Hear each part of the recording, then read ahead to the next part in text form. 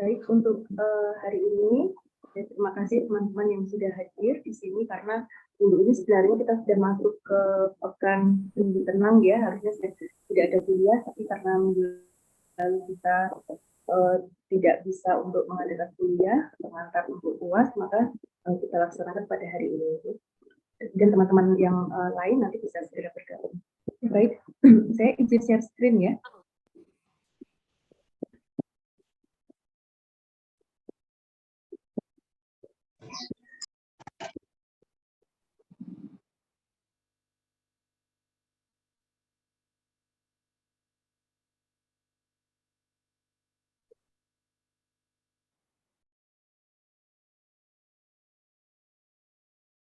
Baik, sudah bisa terlihat ya.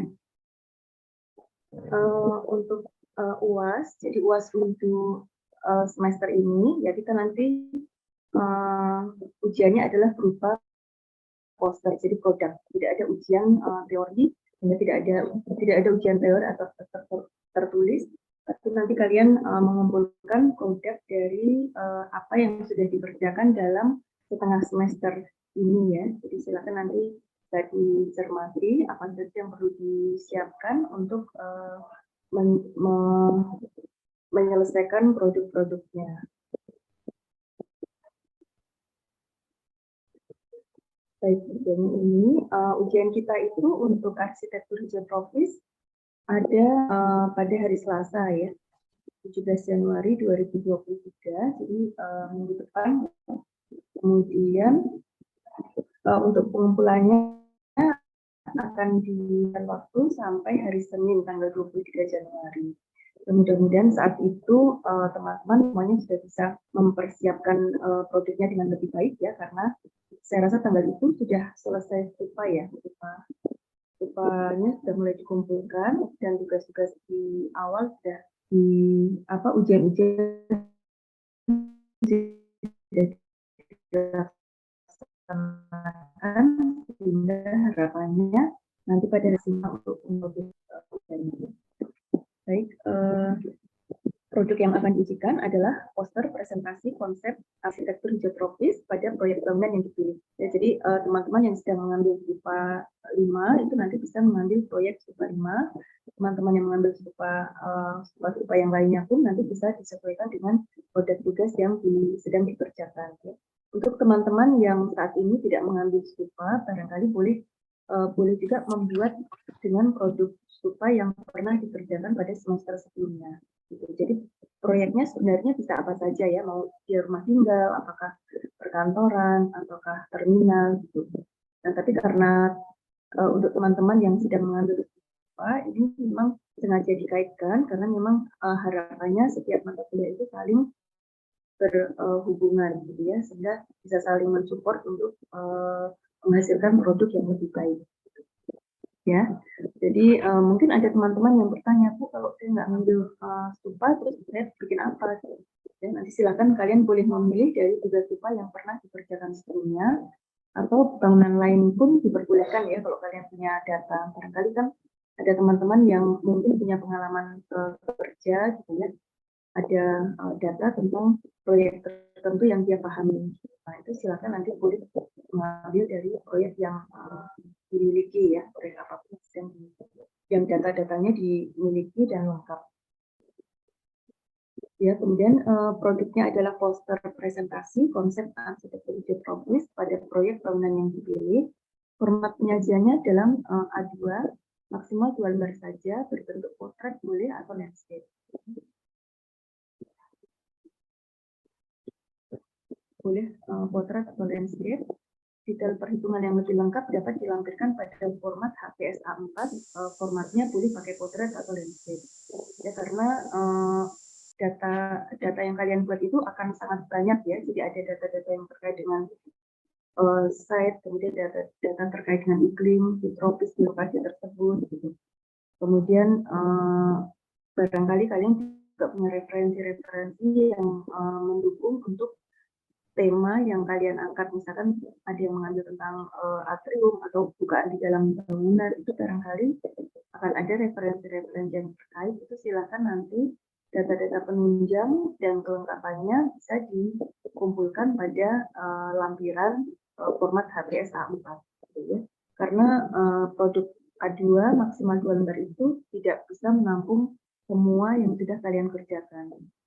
Ya, jadi silakan nanti data itu dipilih betul-betul data yang relevan dengan tujuan yang ingin dikerjakan, yang misalkan mengambil tentang penghawaan pencahayaan, mungkin di sana masalah seperti matahari, angin itu tentu akan dibutuhkan sehingga harus ditampilkan pada posternya, ya. Sedangkan data penunjang lain yang berhubungan tidak langsung itu bisa dimasukkan pada lampiran. Ya. Produk ujian dikumpulkan di Gedung J, Program Studi Arsitektur Fakultas Teknik pada hari Senin, tanggal 23 Januari, paling lambat sampai pukul 12. Ya, kalian nanti menandatangani untuk presensi kehadiran. Oke, kemudian ada capaian pembelajaran, mungkin kita harus merefresh lagi, mengingat lagi apa capaian pembelajaran untuk mata kuliah ini, ya, sehingga nanti ketika mengerjakan kalian juga sambil memahami ini sudah menjawab atau belum untuk tujuan dari pembelajarannya, ya. Jadi mampu menjelaskan arsitektur tropis, hijau dan tropis itu sudah kita lakukan pada saat UTS. Kemudian untuk UAS itu ada beberapa tujuan, yaitu mampu menjelaskan sistem energi dalam pencapaian kenyamanan internal dan pengoperasian bangunan. Ya. Jadi kalian nanti berpacu pada hal ini. Jadi ketika kalian menjelaskan data yang kalian cari itu nanti adalah data yang bisa mendukung untuk menjelaskan sistem energinya, kemudian bagaimana untuk mencapai kenyamanan internal atau pengoperasian bangunannya. Jadi misalkan kalian mau membuat untuk vegetasi, evaluasi untuk vegetasi itu boleh, tapi bukan hanya sekedar menata vegetasinya, tapi bagaimana nantinya vegetasi itu penataan vegetasi atau pilihan desain vegetasi atau landscape itu akan mensupport untuk kenyamanan internal atau pengoperasian dalam bangunan. Ya. Kemudian mampu menjelaskan standar arsitektur hijau pada bangunan. Ya. Kemudian mampu mengukur desain bangunan berdasarkan standar arsitektur hijau. Ya, ini yang mengukur ini kalian menghitung, ya, boleh dengan menghitung perhitungan, boleh dengan simulasi atau dengan analisis dari sketsa atau penjelasan lain, tapi didukung dengan data dan prosedur yang tepat dan yang benar. Gitu. Kemudian mampu menyajikan beberapa alternatif solusi rancangan dan membuat keputusan berdasarkan pertimbangan keilmuan yang berlaku.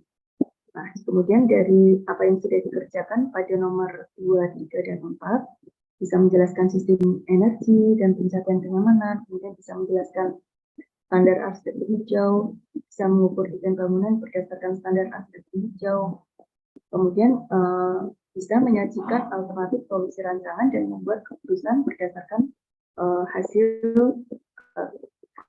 studi yang sudah dilakukan.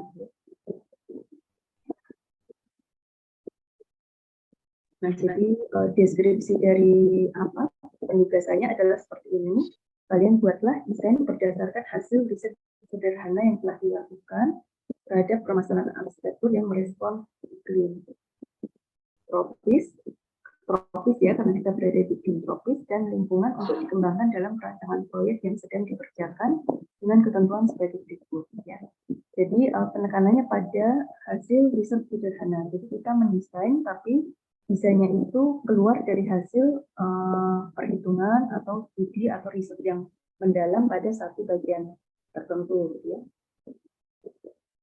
Jadi kalau kalian nanti biasanya mendesain itu hanya menganalisa dari site, gitu ya, misalkan analisis pencapaian, analisis matahari, analisis angin, hujan, dan sebagainya, tapi seringnya itu kan tidak digunakan pada desain, ya. Nah, ini kalian diharuskan untuk menggunakan apa yang menjadi dasar analisis itu menjadi betul-betul terwujud pada desainnya, gitu ya. Kita belajar dengan satu atau dua aspek, sehingga itu nanti yang akan dimunculkan pada gagasan. Nah, batasannya seperti ini, ruang lingkup project design diperbolehkan memilih salah satu detail pada bangunan utama atau ruang penunjang atau bagian eksterior atau lingkungan luar bangunan ya. Jadi boleh landscape-nya, boleh bagian luar atau fasad gitu atau bangunan bagian lain yang dia akan mensupport untuk kenyamanan di dalam bangunan. Kemudian studi yang diambil boleh mengambil penekanan pada pencahayaan, penghawaan untuk desain jendela atau atap, perhitungan sun shading, evaluasi greenship pada bangunan atau kawasan, perhitungan solar panel atau tema lainnya yang relevan dengan konsep arsitektur hijau dan tropis. Ya, tema lainnya boleh selama dia masih berkaitan dengan arsitektur hijau dan tropis. Ya. Kemudian proses riset atau studi tersebut dilakukan melalui pengenalan permasalahan site dan fungsi bangunan. Jadi ada dua hal setiap kali kita mendesain. Yang pertama adalah masalah data fisik atau site. Site kita itu berada di mana, site kita itu berada di iklim yang seperti apa.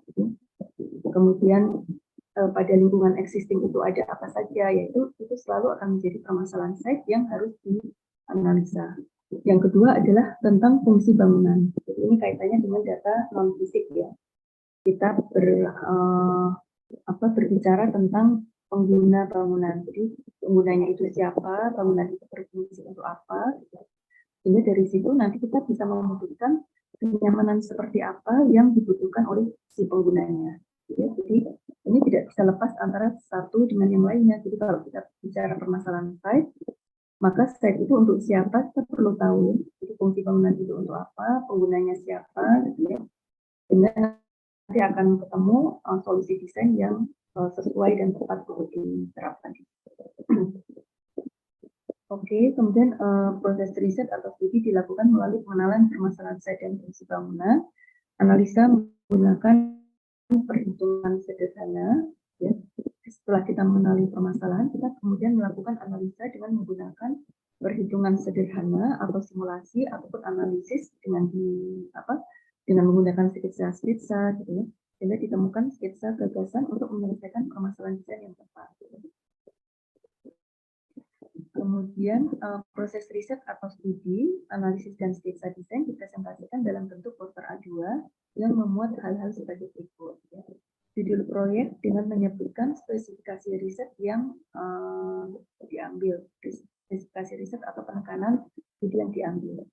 Jadi penekanan ini harus disebutkan pada judul sehingga nanti kalian tidak mendesain terlalu luas, ya, karena memang lingkupnya diharapkan memang tidak terlalu banyak, cukup bagian kecil tapi kalian betul-betul memahami prosesnya.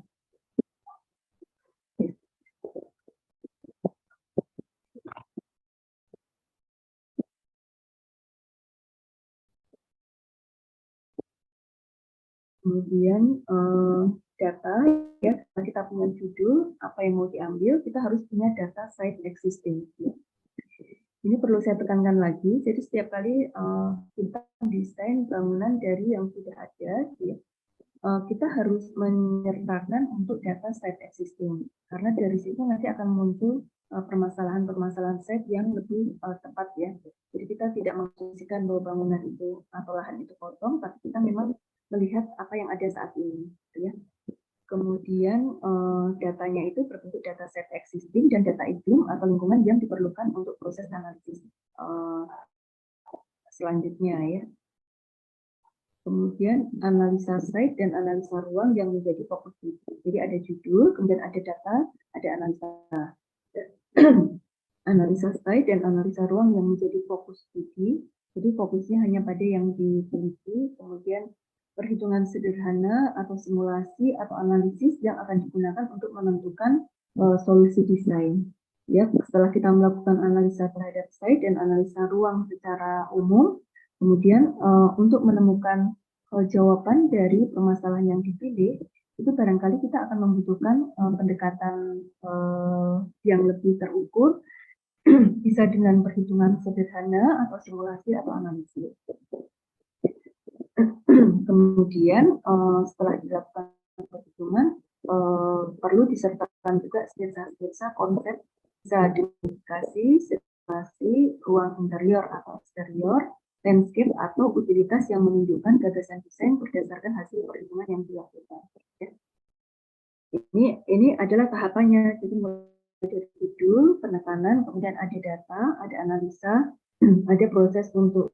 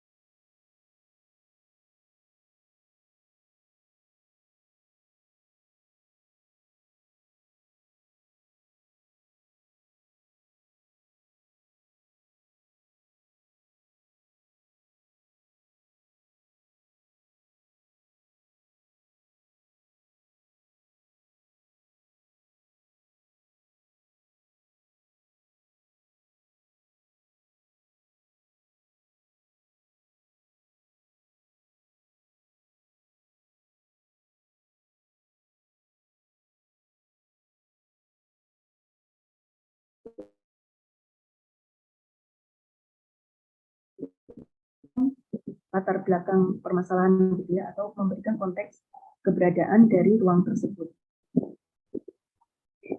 Oke.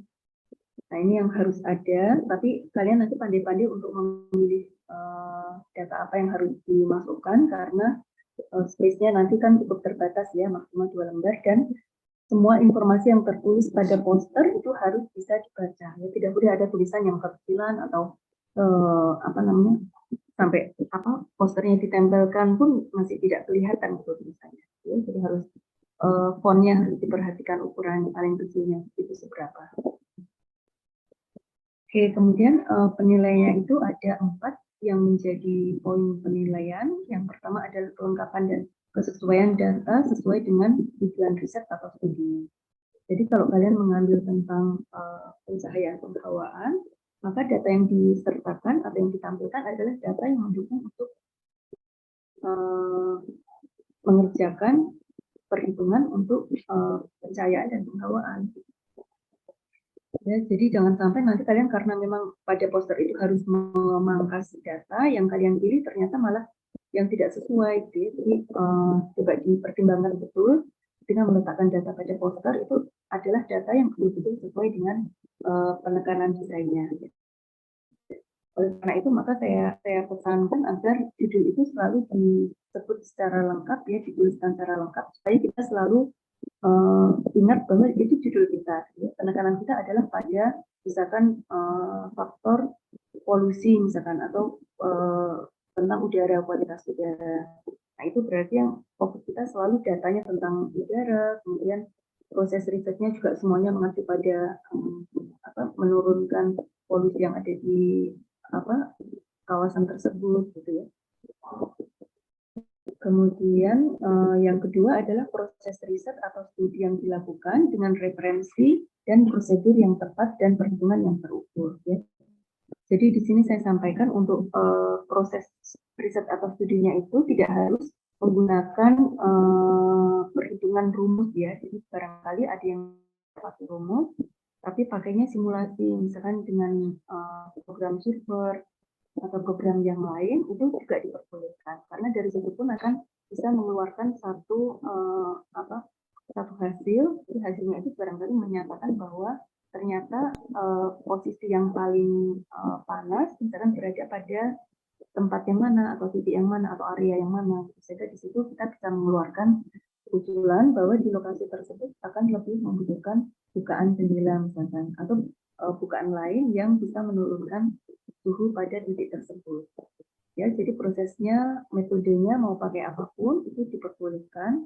Yang penting dia bisa memberikan argumentasi desain dengan lebih terukur, gitu ya. Artinya bukan hanya berdasarkan pendapat kita sendiri deskriptif, tapi kita bisa membuktikan dengan apakah dengan angka, apakah dengan simulasi, ataupun dengan analisis lain yang dia bisa menjawab untuk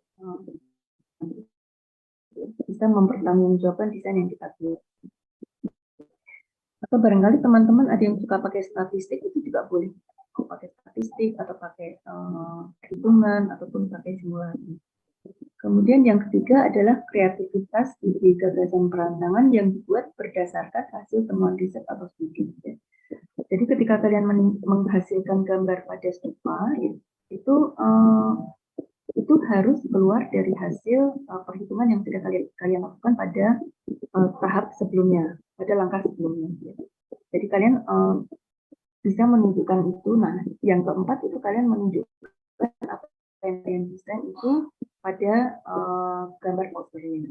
Jadi kalau misalkan kalian mengukur atau menghitung atau membuat simulasi itu pada masjidnya, maka gambarnya yang paling banyak kalian tampilkan adalah tentang detail masjidnya.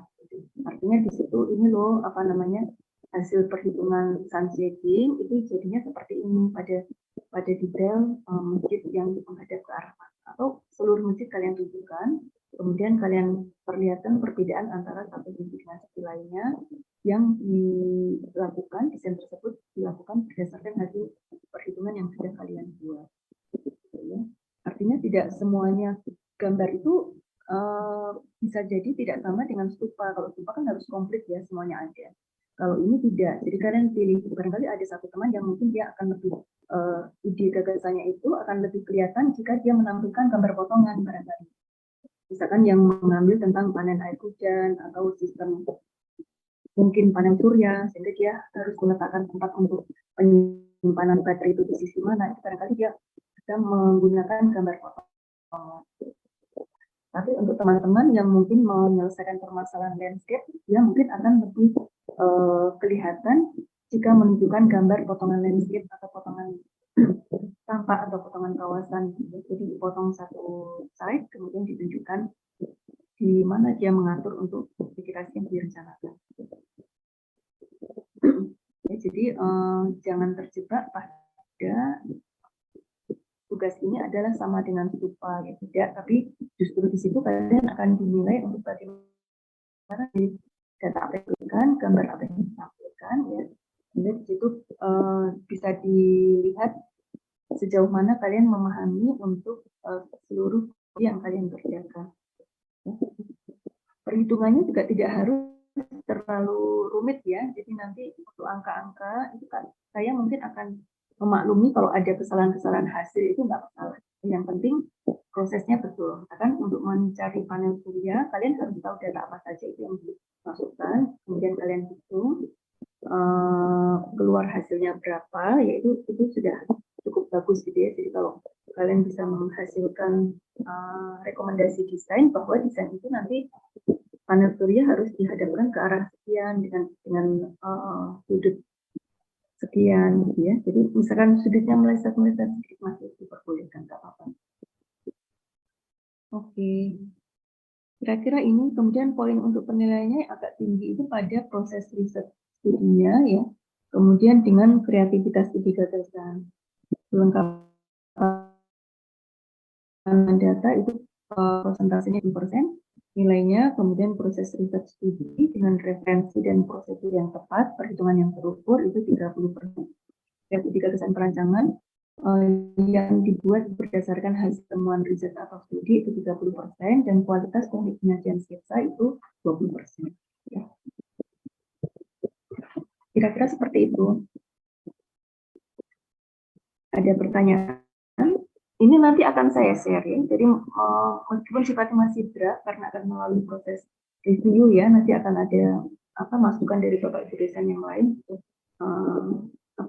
tentang kejelasannya atau tentang substansinya, tetapi lebih kurangnya seperti ini.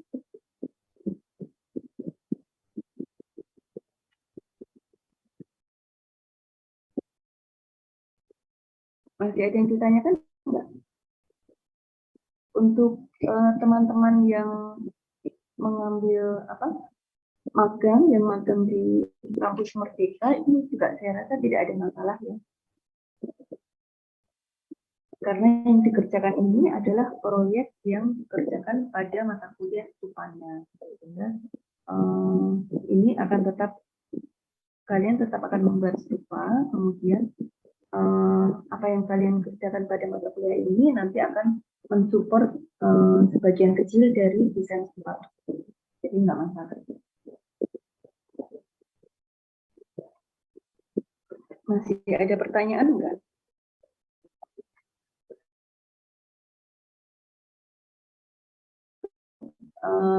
Ada lampiran, saya akan cek untuk lampirannya.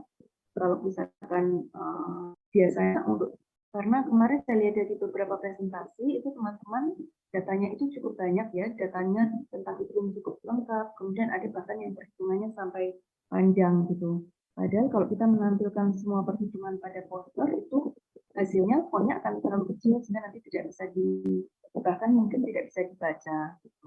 Sehingga yang perlu kalian tampilkan pada poster itu mungkin hanya rumusnya, kemudian apa saja yang dibutuhkan, data awal, ya, kemudian perhitungan secara ringkas dan hasil akhirnya. Sedangkan perhitungan yang sangat detail itu kalian masukkan pada lampiran. Nah, itu saya akan cek untuk lampiran.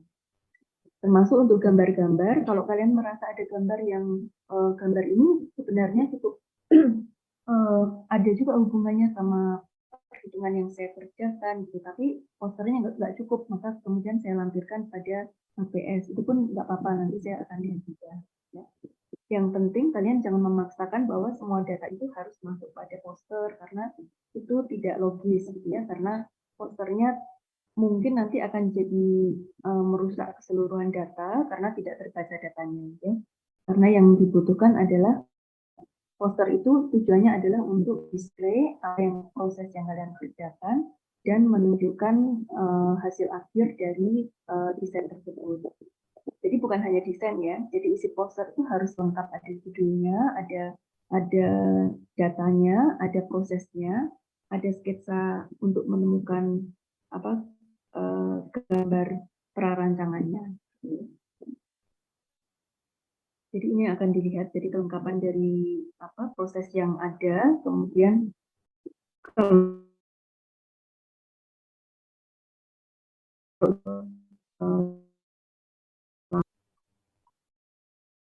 hari ini ada yang mau konsultasi nggak?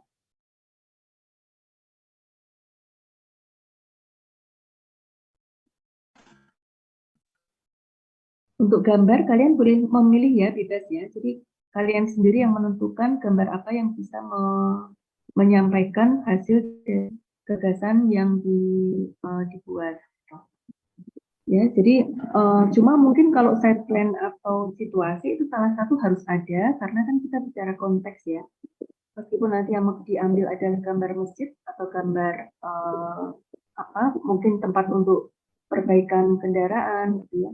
Tapi konteks secara keseluruhan harus ditunjukkan dulu supaya kita tahu posisinya bangunan penunjang itu ada di sebelah mana dari bangunan utama. Karena kita tidak bisa bicara lepas dari desain keseluruhan.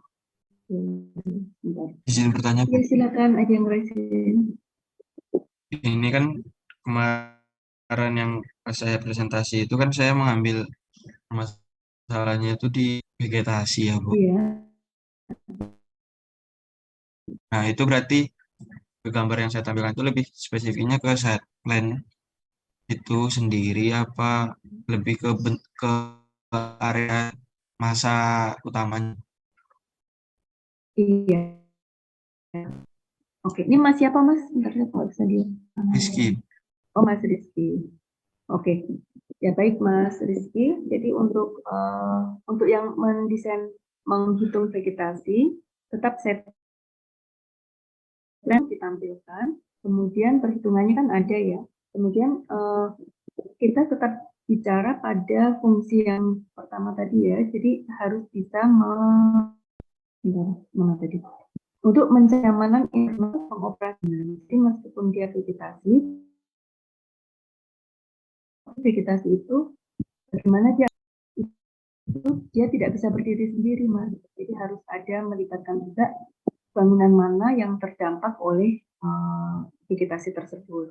Jadi mungkin boleh digambarkan bisa dari potongannya atau mengilustrasikan melalui sketsa ya. Jadi sketsa di nomor 5. Jadi ada potongannya, misalkan dari vegetasi yang sudah diatur pada landscape, pada site, kemudian itu bagaimana mempengaruhi untuk aktivitas di dalam bangunan yang terdampak oleh desain yang sudah kita buat.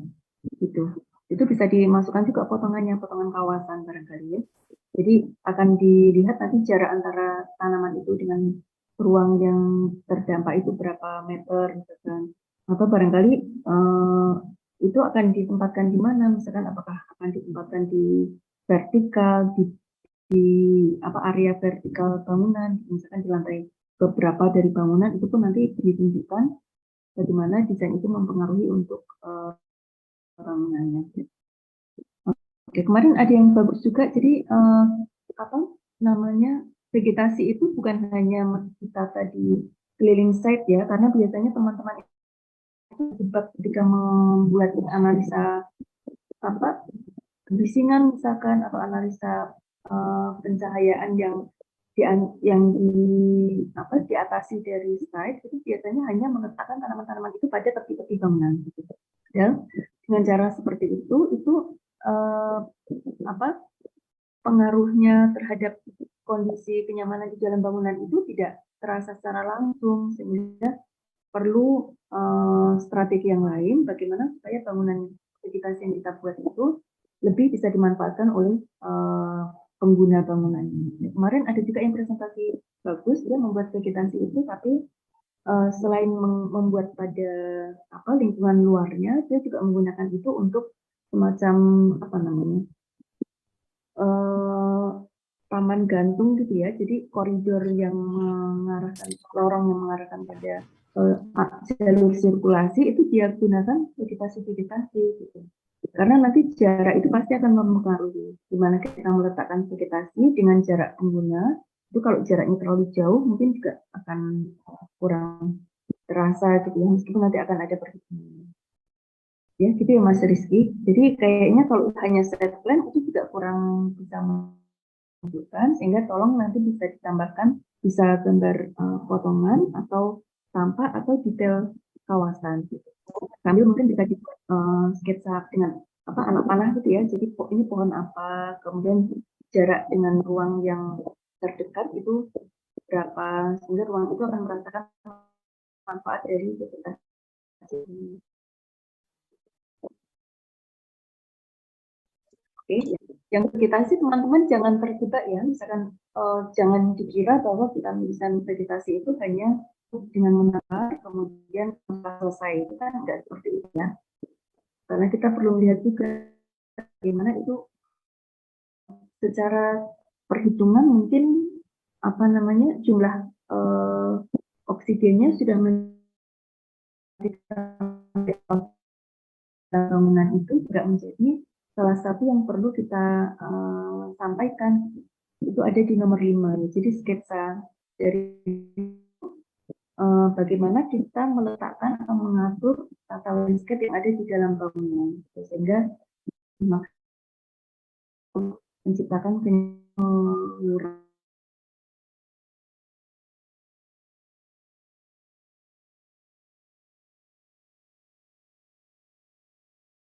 Perlu juga ada gambar perspektifnya juga ya Bu, Ya, antara batas masa bangun vegetasinya. Ya. Karena memang kan tidak harus semuanya Mas, jadi boleh detail aja mana gitu, bangunan mana yang diharapkan dia akan merasakan manfaat langsung dari adanya vegetasi. Nah, itu ditunjukkan dengan potongan kawasan juga boleh. Jadi dipotong karena kalau terminal kan cukup besar ya, jadi misalkan ada bangunan terminalnya di mana atau bangunan lain yang dia akan merasakan langsung oleh vegetasi, perletakan vegetasi itu. Perspektif boleh, jadi perspektif itu kan selalu bagus untuk orang awam ya. Kalau kita membuat satu presentasi visual, itu perspektif itu adalah gambar yang paling mudah dipahami oleh pengamat yang awam ya. Jadi yang paling mudah itu adalah gambar perspektif. Paling mudah dilihat karena siapapun tahu ya kalau gambar perspektifnya bagus, itu kelihatan bagus, dia sudah tahu lah itu gambar apa gitu. Tapi kalau gambar Dina, kemudian gambar-gambar yang sifatnya itu dua dimensi, itu tidak semua orang memahami. Nah, jadi boleh nanti perspektif ditampilkan pada poster itu juga untuk menambah estetika dari desain yang kalian buat. Tapi gambar kerja, potongan kayaknya perlu deh kalau fokusnya pada landscape. Karena kalau kita mendesain untuk tipologi bangunan-bangunan yang sifatnya itu kawasan, misalkan mendesain kebun binatang atau mendesain taman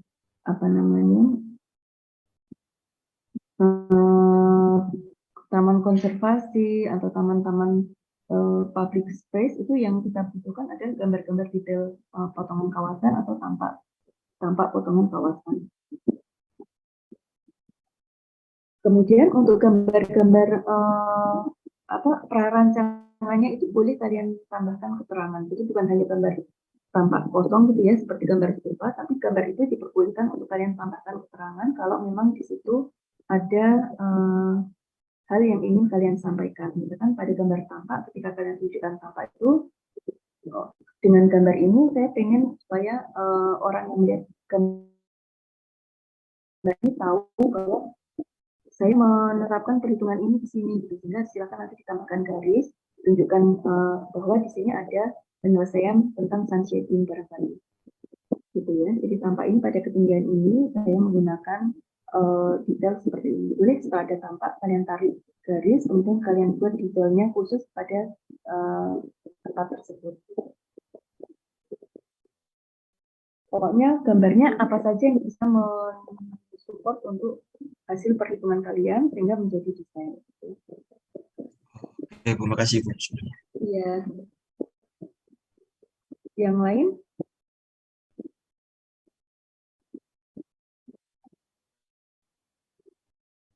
Jadi yang dikerjakan jangan terlalu banyak juga ya, karena ini kan kita sifatnya belajar. Jadi misalkan ingin mengambil tentang green shift, misalkan evaluasi tentang green shift pada bangunan baru atau green shift pada kawasan, itu tidak perlu semuanya kalian ambil. Kalian bisa memilih satu atau dua aspek saja untuk kalian nilai, kemudian untuk membuat desainnya di proyek yang sedang kalian kerjakan. Judulnya misalkan kalian tulis misalkan terminal Tirtonadi dengan penekanan konsep green field, itu juga boleh, tapi nanti di dalam posternya kalian bisa kasih penekanan bahwa yang kalian ambil adalah misalkan hanya masalah air, misalkan konservasi air dan energi, misalkan. Atau hanya energi, itu pun boleh, nggak apa-apa. Kemudian kalau ada teori-teori tentang referensi-referensi atau teori yang mendasari atau yang memperkuat analisis kalian, itu juga tidak semuanya masuk ke dalam poster. Jadi kalian sistem kerjanya itu seperti ini. Sedangkan kelengkapan referensi lainnya itu silakan dilampirkan saja pada lembar A4. Karena kemarin cukup banyak juga yang mengambil referensi-referensi terkait dengan teori penggunaan teknologi baru, pemanfaatan energi, atau pakai pencahayaan kebawaan.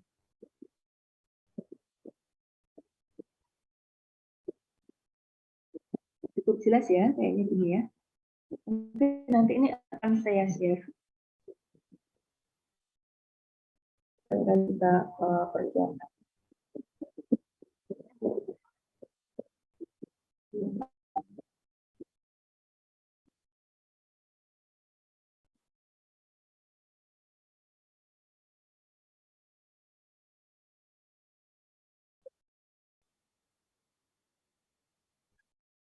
Baik, ada pertanyaan atau ada yang mau presentasi nggak hari ini?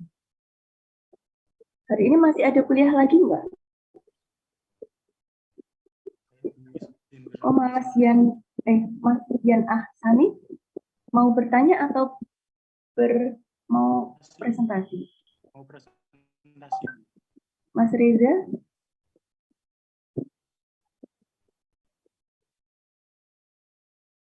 Mas Reza, Mas Yan, ini mau konsultasi atau mau bertanya? Presentasi. Oh, presentasi, oke. Untuk persiapan UAS sudah cukup jelas ya? Insya Allah waktunya masih cukup cukup panjang ya, masih sekitar 2 minggu ya. Kita masih ada 2 minggu menyelesaikan. Oke, baik. Boleh di aja siapa dulu, Mas Dian? Baik. Bisa langsung sih ya, nggak perlu jadi. Oh, Apakah sudah terlihat? sudah terlihat. Suaranya kecil apa dari saya? Bentar. Suaranya agak besar sedikit, Mas. Halo, halo. Sudah. Yang lain gimana? Cukup keras nggak suaranya Mas Dian? Oh, Sudah terdengar, Bu. sudah. Baik. Silakan. Boleh. Izin presentasi, Bu. Iya, Mas. Sebelumnya, Assalamualaikum warahmatullahi wabarakatuh. Waalaikumsalam. Perkenalkan, nama saya Yan Afsani Firdaus, NIM D300200226. Di sini saya akan presentasi hasil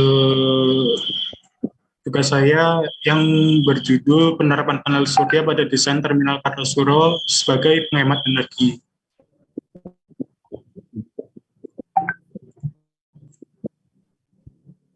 Di sini profil Terminal Kartosuro yang berlokasi di Jalan Terminal Kartosuro, Dusun 1, Wirabunan, Kecamatan Kartosuro, Kabupaten Sukoharjo, Jawa Tengah, kode pos 57166, dengan luas tanah sekitar 6,4 hektar, dengan tipe adalah tipe B. Patahan tapak di sebelah utara adalah lahan kosong, di sebelah selatan rumah warga, di sebelah timur adalah lahan kosong, sebelah barat adalah rumah warga. Kemudian di sini ada latar belakang. Setiap tahun tarif dasar listrik akan mengalami peningkatan akibat konsumsi listrik yang terus meningkat. Berdasarkan keputusan Menteri ESDM nomor 143K 20 MEM 2019 tentang rencana ketenaga listrikan nasional tahun 2019 sampai dengan tahun 2008, memproyeksikan rata-rata pertumbuhan kebutuhan energi listrik nasional mencapai 6,9% per tahun, seiring dengan meningkatnya populasi manusia. Krisis listrik sangat mungkin terjadi, ditambah lagi dengan peningkatan ke bahan bakar dan penggunaan bahan bakar fosil untuk membangkit listrik konvensional dalam jangka waktu yang panjang, sehingga cadangannya juga semakin nipis. Kemudian ada tujuan krisis listrik ini harus menjadi perhatian semua masyarakat karena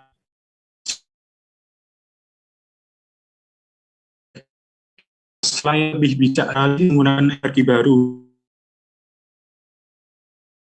dan terbarukan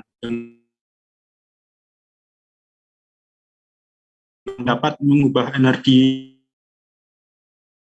Teknologi fotovoltaik PV adalah teknologi yang digunakan untuk mengkonversi radiasi matahari. Energi listrik yang dihasilkan ini akan disimpan ke dalam baterai yang dapat digunakan untuk perangkat elektronik dan sesuai dengan kebutuhan listriknya. Kemudian di sini ada hari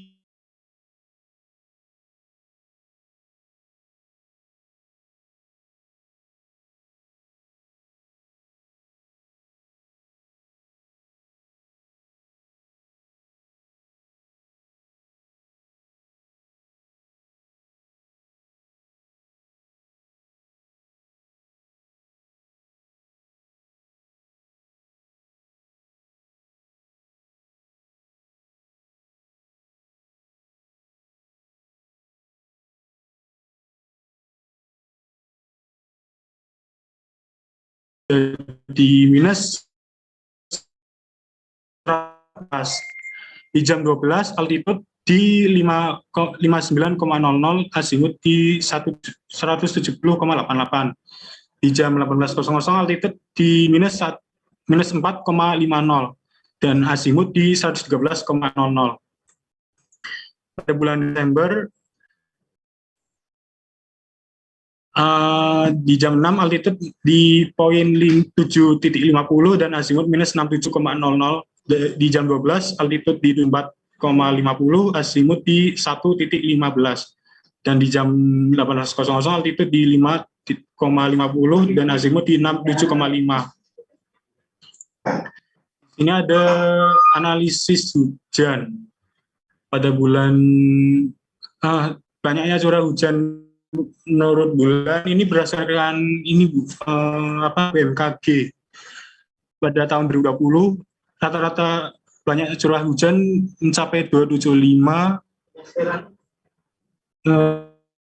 Saya ini aja ringkas rata curah hujan paling banyak yaitu dari bulan November hingga April dan ceramah dari maksimal terdapat di antara bulan Juli sampai Agustus. Oleh karena itu pada bulan-bulan tersebut days of autonomy akan sering terjadi. Kemudian saya lanjut lagi, di sini ada zona area area penunjang lantai 1. Di sini yang warna kuning itu adalah ini Bu, letak titik lampunya. Kemudian ada di lantai 2 peletakan baterai panel surya ada di ruang utilitas ini Bu, di lantai 2. Kemudian saya lanjut lagi perhitungan panel surya dan kapasitas baterai. Pertama ada piranti, yaitu lampu LED untuk penyinaran daya 10 watt 12 jam per hari dengan jumlah 695. Kemudian energi total per harinya itu 8.383.400. Kemudian beban harian sama dengan total energi di sistem 3.400 dibagi 2 sama dengan 6.950 ampere hour. Misalnya days autonomy adalah 7 hari dan max step of 10%, maka kapasitas baterainya adalah 6950 dikali 7 dibagi 0,5. Hasilnya 97.300 ampere hour. Misalnya kapasitas aktual baterai adalah 80%, dan maka kapasitas aktualnya sama dengan kapasitas baterai dibagi efisiensi, yaitu 121.625 ampere hour. Misal dipilih baterai untuk panel surya adalah tipe C20 dengan kapasitas 100 ampere hour, maka jumlah baterai yang dibutuhkan adalah 1216,25 atau dibulatkan 1216. Kemudian kapasitas efektif baterai sama dengan jumlah baterai dikali kapasitas dalam sel baterai, yaitu 1216 dikali 100 sama dengan 121.600. Kemudian rata harian depth of discharge sama dengan beban harian dibagi kapasitas efektif.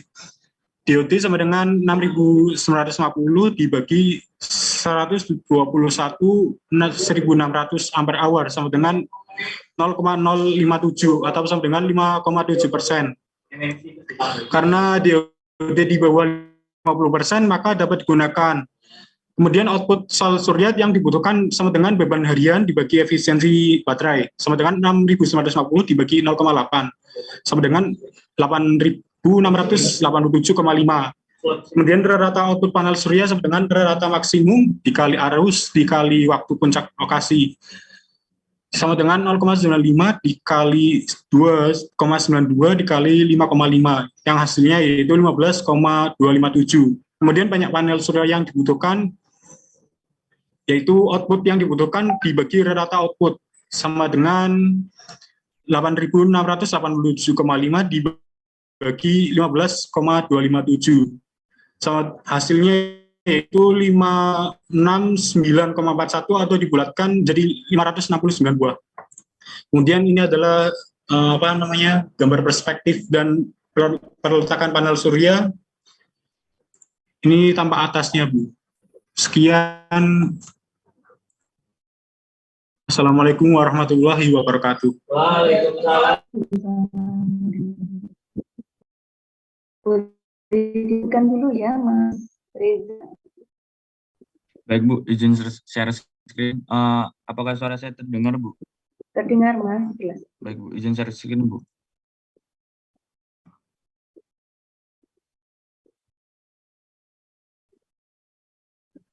Baik, saya izin presentasi Bu. Assalamualaikum warahmatullahi wabarakatuh. Perkenalkan, nama saya Reza Syakbar dengan NIM D3210148 dari kelas B.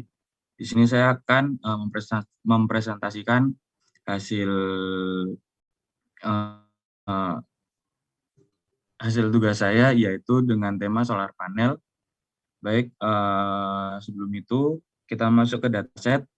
Untuk dataset sendiri terletak di Jalan Situ Mulia, Desa Bayakan, Piyungan, Bantul, Kecamatan Kelurahan Piyungan, Bayakan 1, Provinsi Yogyakarta, Kabupaten Bantul, dengan luas tapak kurang lebih 550 meter persegi, dengan kode pos 55792. Untuk status lahan sendiri yaitu perkebunan. Baik, kita masuk ke analisis. Yang pertama ada analisis matahari. Untuk analisis matahari diambil dari data Sunselect, Ventusky. Untuk bulan Desember menunjukkan matahari pagi hari pada jam 5.20, di mana cuaca masih sejuk dengan suhu 23 derajat. Dilanjutkan matahari terik pada jam 11.38 dengan suhu 28 derajat. Dan terbenam pada jam 17.55 dengan suhu 27 derajat. Ini untuk analisa matahari sendiri pada bulan Maret jam 9 ada di altitude 47.51 derajat. Lalu pada jam 2 ada di 57.97 derajat. Untuk bulan Juli ada di 39,73 derajat. Lalu jam 2 sendiri ada di 43,99 derajat. Di bulan Oktober pada jam 9 ada di 52,77 derajat. Untuk jam 2 sendiri ada di 51,90 derajat. Tabel altitude dan azimut tersebut diambil dari Ventusky. Untuk orbit matahari sendiri pada bulan Maret, Juli, Oktober. Mengapa diambil bulan ini? Karena 3 bulan tersebut musim panas atau musim kemarau dapat memudahkan untuk pencarian titik pemasangan solar panel. Selanjutnya ada sunplate, diagram matahari. Tabel sunplate dan azimut matahari data diambil dari sunplate diagram Kabupaten Bantul. Selanjutnya ada analisis hujan. Untuk tabel curah hujan sendiri bulan Desember dengan bisa dibilang tinggi dengan persentase 70% curah hujan, dan puncaknya akan terjadi bulan Januari dengan persentase 70%. Lanjut ke analisa kelembapan. Tabel kelembapan Bantul mengalami variasi sedang dan kelembapan yang dirasakan. Periode ini lembab, panas, dan panas tahun ini berlangsung selama 11 bulan dari 20 Agustus sampai 31 Juli. Selanjutnya ada analisa suhu. Tabel suhu dari Bantul musim panas berlangsung selama 1,7 bulan dari 11 April sampai 3 Juni dengan tertinggi harian rata-rata di 31 derajat Celcius. Selanjutnya analisa angin. Rata-rata kecepatan angin di Bantul mengalami variasi musim signifikan sepanjang tahun. Masa yang lebih berangin dalam setahun berlangsung selama 5,2 bulan dari 29 Mei sampai 3 November dengan kecepatan rata-rata angin 12,9 km per jam. Selanjutnya ada analisa arah angin. Arah angin per jam rata-rata didominan di Bantul bervariasi sepanjang tahun. Angin paling sering bertiup ke arah selatan selama 2,7 minggu dari 13 Maret sampai 1 April dan selama 4,1 bulan dari 25 Agustus hingga 20 Desember dengan persentase tertinggi 73% pada tanggal 18 November. Selanjutnya ada analisis arah angin. Untuk keperluan laporan ini, koordinat geografis Bantul adalah minus 7,88 derajat lintang dan 110,39 derajat bujur dan 49 meter ketinggian. Topografi dalam 3 km dari Bantul hanya bervariasi dengan sederhana ketinggian dengan perubahan ketinggian maksimum 86 meter dengan rata-rata di atas permukaan 51 di atas permukaan laut. Selanjutnya masuk ke solar panel. Apa itu solar panel? Solar panel atau panel surya adalah alat dari sel surya yang mengubah cahaya menjadi listrik karena disebut surya atau matahari atau sol karena matahari merupakan sumber cahaya terkuat yang dapat dimanfaatkan. Panel surya seringkali disebut sel fotovoltaik. Fotovoltaik dapat diartikan sebagai cahaya listrik. Sel surya bergantung pada efek fotovoltaik untuk menyerap energi. Untuk sistem kerja solar sendiri, yaitu sel surya pada panel surya akan menangkap sinar matahari dan mengubah ke arus DC, lalu inverter yang terdapat pada bagian panel surya akan mengubah arus DC menjadi arus AC agar terbentuk arus listrik. Setelah itu, listrik yang dihasilkan akan disimpan dalam baterai, dapat disalurkan melalui kabel ke bagian rumah Anda, misalnya untuk menyalakan lampu, kulkas, TV, dan peralatan lainnya. Komponen panel surya, yang pertama ada panel surya sendiri, yang kedua ada inverter atau konverter, yang ketiga ada baterai, yang keempat ada change control. Selanjutnya ini adalah kebutuhan solar panel yang saya akan menaruh solar panel di masa 3. Ini hitungannya sementara belum pasti. Untuk lampu sendiri ada 100 biji dinyalakan 24 jam dan untuk watt sendiri ada 5. Water heater ini ada 20 biji dinyalakan 3 jam, untuk wattnya sendiri 250. Untuk lift ada 2, kemungkinan menyala yaitu 6 jam kali 1000 watt. Lalu AC ada 40 kali 24 jam kali 800 watt. Lalu ada kipas ada 10 biji dikali 24 jam dikali 100 watt. Total daya listrik yaitu 831.000.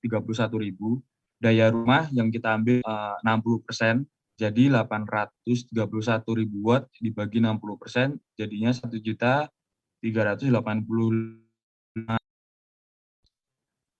Lalu untuk menghitung kebutuhan solar panel, yaitu total daya, lalu waktu optimal untuk pengisian baterai pada solar panel dibagi, yaitu 1.385.000 dibagi 6 jam, yaitu 238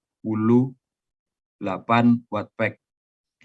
Lalu waktu optimal, lanjut 238 watt peak WP dibagi 100 watt peak, yaitu akan mendapatkan 2.310 pieces solar panel. Mungkin sekian yang dapat saya sampaikan. Terima kasih. Mohon maaf jika ada kekurangan. Wassalamualaikum warahmatullahi wabarakatuh. Waalaikumsalam warahmatullahi wabarakatuh. Terima kasih untuk Mas Yan dan Mas Reza ya. Kalau Mas Yan itu lokasinya di Terminal Kartasura ya? membuat panel surya di terminal Kartasura. Boleh di-share lagi Mas untuk gambar apa titik-titik lampunya ya yang ada di ruangan Mas Yan. Di-share lagi, Bu. Di-share ya, boleh ya. Slide yang ada apa titik-titik lampu tadi.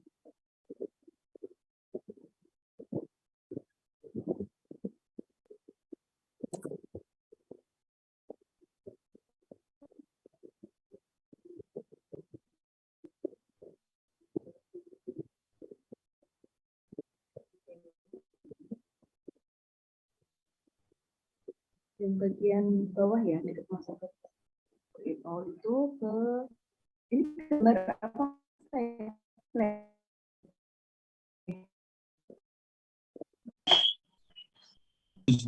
Ini, Bu. ini set play-nya ya. Iya. Kemudian titik-titik lampu tadi kelihatannya di yang berikutnya. Slide nah. Zona area integrasi lantai 1. Ini yang ada di mana? Di gambar satuan tadi yang mana, Mas? Ibu. Yang ini. Ya. Bagian sini. Ya. Oke, baik. Nah, ini boleh ditandai Mas nanti ya. Kalau misalkan Mas memang mau ini yang dibuat detailnya nanti dikasih tanda ya. Kayaknya baru Mas dan bisa bikin di gambar dinahnya. Oke. Baik, Bu. Gambar dinahnya coba yang slide ke-6. Slide ke-6.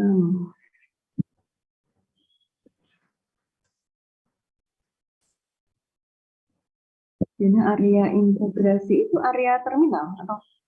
Bukan, Bu. Di area pun gitu, Bu. Cuma terintegrasi sama terminalnya. Oh, terintegrasi sama terminal. Iya, Bu.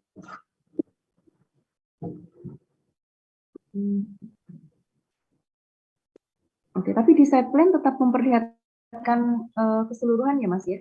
Seluruh terminal diperlihatkan dulu, nanti baru Mas Yan bikin yang area terintegrasi ini di highlight gitu. Ya, artinya ini yang mau dibuat. Ya. Ini semuanya titik lampu ini mau pakai panel surya? Iya, Bu. Kepikirannya gitu.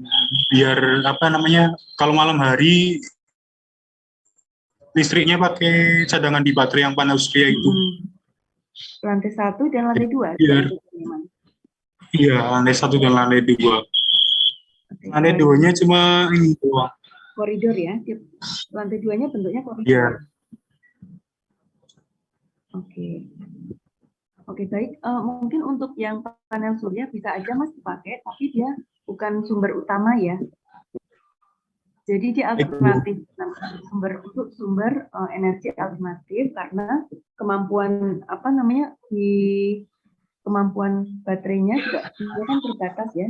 Mungkin tidak seluruh lampu itu nanti akan bisa terisi gitu. Ya. Terutama yang lantai 1 karena lantai 1 kan banyak sekali. Coba lihat lagi lantai 1. Oke. Kalau ketemu tadi sebanyak itu, ketemunya berapa panel nanti? Ketemunya di sini 569. 569 buah panel ya. Diletakkannya di sebelah mana? Di sini, Bu. Di bagian area yang buat UMKM. UMKM. Bagian luar ini area integrasinya. Itu area integrasi, luarnya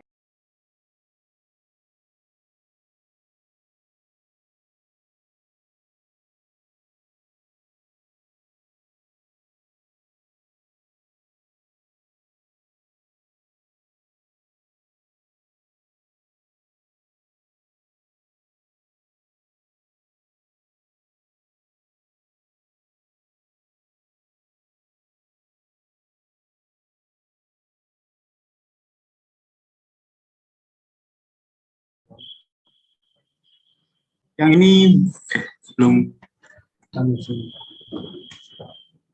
Sebentar.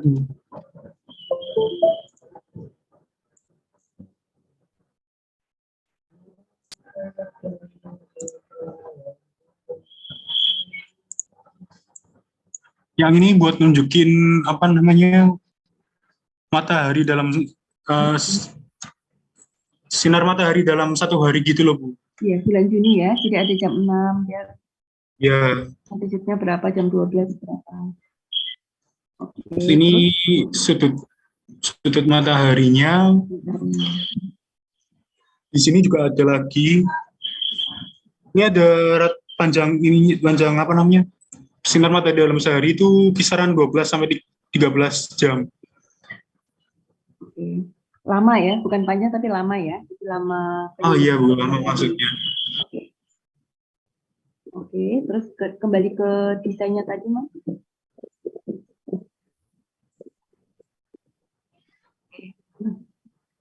Desainnya ke situ ya. Kalau ditempatkan di atasnya bisa nggak? Jadi atasnya desainnya itu untuk apa? Di atas mana, Bu? Di atas atapnya itu, atap bangunan. Oh, di bangunan menunjangnya gitu. Nah, pilihannya kenapa ditempatkannya di situ?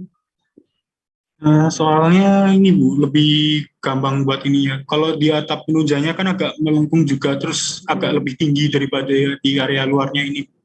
Iya, karena kalau misalkan dia posisinya agak rendah, malah dia ada kemungkinan kena bayangan iya. yang lebih tinggi kan?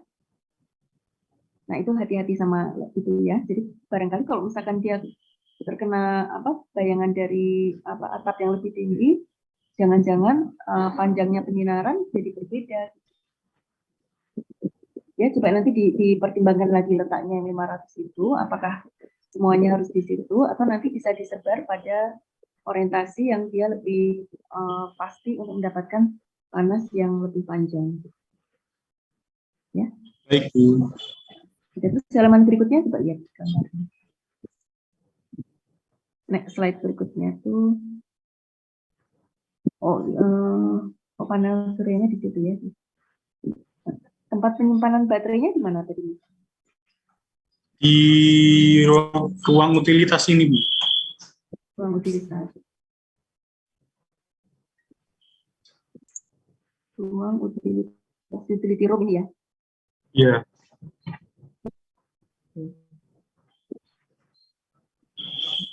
Cukup ya untuk baterainya ya? Insya Allah cukup, Bu. Oke. Baik, sekarang untuk ininya Mas, dari apa yang sudah dikerjakan Mas Yan, itu kan banyak banget ya. Jadi ada datanya juga banyak, kemudian perhitungannya juga banyak. Sudah punya gambaran nanti apa yang akan masuk di poster, apa yang harus masuk di lampiran enggak? Bagaimana, Bu? Sudah punya gambaran untuk cara membuat layout untuk ujiannya nanti seperti apa? Belum, Bu. Mana yang masuk ke Belum poster, belum mana yang ada masuk ke gambarnya. lampiran. Kalau ininya nanti perhitungannya masuk lampiran aja sih, Bu. Ya, Perhitungannya matahari. Walaupun ya maaf di poster tetap ada perhitungannya, cuman mungkin agak lebih kecil. Ini diperbesar di bagian lampiran. Iya. Dan nggak perlu semua ya. Tidak perlu semuanya kopas nanti masuk ke poster, tapi dipilih aja misalkan mungkin data awal, misalkan panjang penyinaran, kemudian kondisi tidak ada matahari, day of autonomous itu berapa gitu ya, sampai nanti ketemu beberapa langkahnya mungkin bisa jadi di skip aja nanti masuk ke lampiran. Gitu ya. Itu. Kemudian data-data juga mungkin data-data yang tidak terkait langsung dengan panel surya itu nanti bisa dimasukkan ke lampiran. Misalkan data hujan, ada nggak data hujan tadi? Data apa? Hujan. Curah hujan misalkan. Ya, kalau misalkan ada data-data yang seperti curah hujan mungkin dia tidak terpengaruh secara langsung ya, meskipun ada kondisi langit mendung. Tapi mungkin dengan menunjukkan data matahari saja dia sudah cukup menjelaskan kondisi mataharinya seperti apa. Jadi data tentang hujan nanti boleh masuk di lampiran. Baik, Bu. Gitu ya, nanti dipilih lagi ya Mas ya. Sudah cukup baik, cuma mungkin nanti Siap, untuk Bu. desainnya coba nanti lebih apa namanya, dari hasil yang sudah didapatkan jumlahnya sekian gitu ya. Kemudian dipilih nanti letak yang memang secara data matahari dia paling baik untuk menangkap mataharinya gitu. Oke, gitu Mas Yan. Baik, Bu. Baik, Bu. Ya. Kemudian Mas Reza ini UMKM batik di Bantul ya. Iya, Bu. UMKM batik dengan panel surya juga. Kemudian oke. Datanya tadi juga banyak ya, kemudian sama, jadi bisa dipilih untuk pilihan datanya. Ini kan banyak banget ya Mas ya, jadi ada beberapa data itu, misalkan kalian punya data grafik ada grafik matahari, kemudian atau ada grafik apa misalkan, analisis suhu misalkan. Ya kalau misalkan dari grafik itu cukup terlihat, yang ditampilkan di poster bisa cukup grafiknya aja, misalkan sudah ada gambar grafik, tidak perlu kalian menjelaskan dengan deskripsi kata-kata bahwa suhu paling tinggi ada pada bulan sekian, tingginya sekian, gitu ya. Karena grafik aja sudah menjelaskan. Jadi informasinya tidak perlu double, jadi informasi yang deskriptif nanti boleh dimasukkan ke lampiran. Ya, Baik, tadi Mas Reza masih ada 2 data, jadi ada grafik, juga ada deskriptif, mendeskripsikan gambar gitu ya. Jadi itu nggak perlu, karena kita mau efisiensi untuk space gitu ya. Oke. Baik, Bu. Angin juga mungkin kalau angin tidak terkait langsung dengan panel surya, tidak perlu juga ditampilkan di poster ya, bisa masuk ke lampiran aja. Oke, kemudian untuk Oke, Bu. sistem kerja panel surya, misalkan kan ada teori tentang itu ya, sistem kerja panel surya seperti apa. Teori-teori juga silakan masukkan di lampiran aja. Tapi lampirannya juga harus disusun ya, misalkan kalian bercerita dulu tentang data dulu, jadi urutannya hampir sama seperti poster. Jadi pertama kita bercerita dulu apa yang dikerjakan, beri judul juga nggak apa-apa lampirannya, kemudian datanya apa saja, data pelengkapnya, kemudian analisis yang misalkan ada teori, barangkali ada teori-teori yang sifatnya itu umum, itu boleh dimasukkan ke lampiran, baru masuk ke analisis dan mungkin sketsa-sketsa tambahan itu boleh masuk ke lampiran. Kemudian untuk perhitungan, ini ketemu 230,83 watt peak itu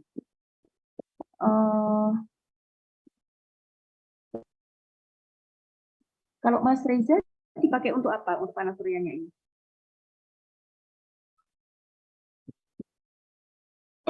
Untuk apa namanya kebutuhan sehari-hari, Bu, kayak lampu, AC, lift, terus water heater, semacam-macam itu sih, Bu.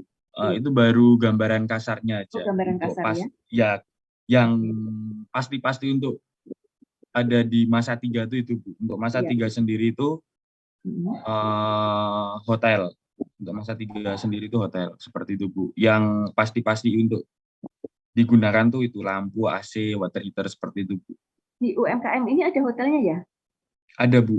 Penginapan sih Bu, lebih tepatnya, bukan hotel. Ya, penginapan. Jadi nanti dipakai untuk penginapannya ya? Betul Bu. Iya, oke. Sebenarnya teman-teman nggak perlu misalkan panel surya itu untuk menyelesaikan bangunan utama, itu juga tidak harus ya, karena memang itu akan membutuhkan sangat banyak sekali untuk panel suryanya.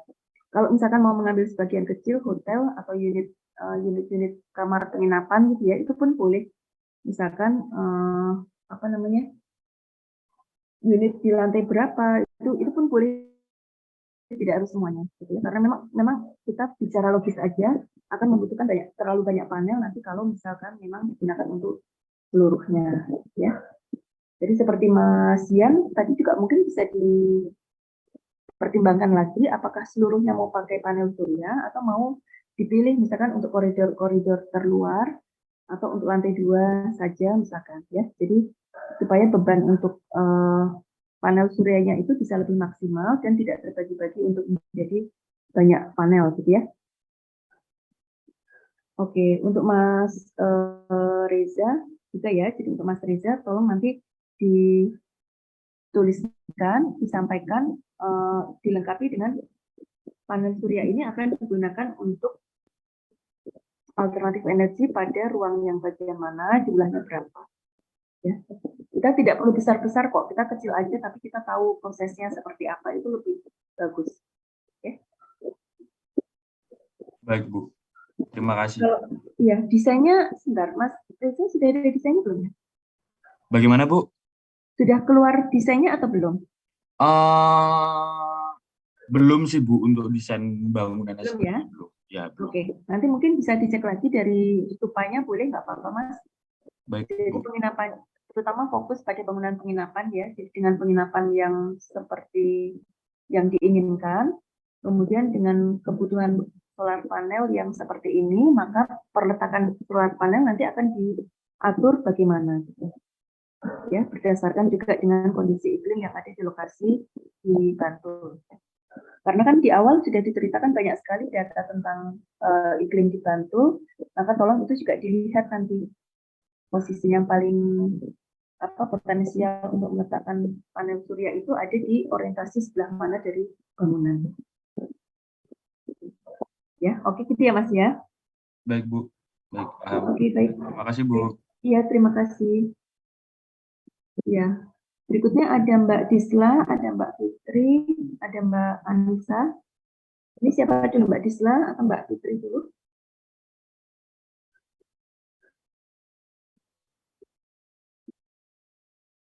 Silakan, Mbak Disla mungkin ya. Izin share screen. Oh, Mbak Fitri, oke. Oh, Mbak Disla, oke, silakan.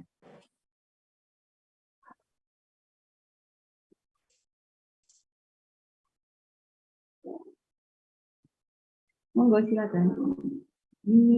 Oke.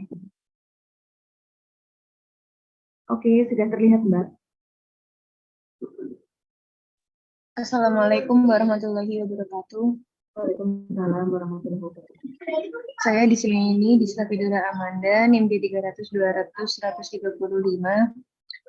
Untuk tugas arsitektur hijau dan tropis ini mengambil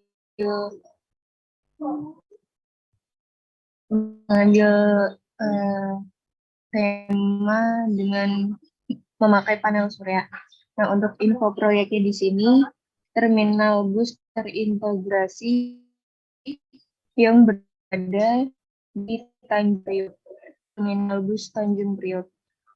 Jadi di terminal bus terintegrasi ini menghubungkan antar moda transportasi untuk optimasi layanan transportasi dan minimalisir permasalahan lalu serta mengarahkan kegiatan melalui TOI. Nah, untuk data tapaknya sendiri berada di Jalan Taman Stasiun Tanjung Priok di Jakarta Utara. Untuk luas site-nya 11.400 meter persegi. Lalu masuk di analisa. Dari hasil yang sudah saya kumpulkan di sini dari sumber PT Perusahaan Listrik Negara itu ditampilkan di sini untuk pemakaian di Provinsi DKI Jakarta, Tanjung Priok berada pada 10 besar kota yang memakai listrik tertinggi. Pada PT PLN Persero UP3 Tanjung Priok itu didistribusikan produknya itu ke daerah Sunter, Kemayoran, Kelapa Gading, dan Tanjung Priok. Nah, jika dibandingkan untuk di Kemayoran di Jakarta Pusat dan di Tanjung Priok di Jakarta Utara itu untuk rata-rata lama penyinaran dari mataharinya Tanjung Priok memiliki tingkat tertinggi pada bulan Agustus sebesar 96,85%. Lalu untuk curah hujannya otomatis di Tanjung Priok lebih kecil daripada di Kemayorannya. Nah, dari analisa tersebut bisa didapat untuk latar belakangnya itu karena di Tanjung Priok itu berada di 10 besar kota di DKI Jakarta yang menggunakan listrik tertinggi, maka dari itu memanfaatkan potensi yang ada, jadi memakai panel surya. Selain itu, kenapa memakai panel surya? Dikarenakan ramah lingkungan di sini bisa memanfaatkan dari intensitas dari cahaya matahari secara maksimal dan mengurangi dari pemanasan globalnya. Lalu selain itu hemat di sini terhindar dari ketergantungan listrik konvensional.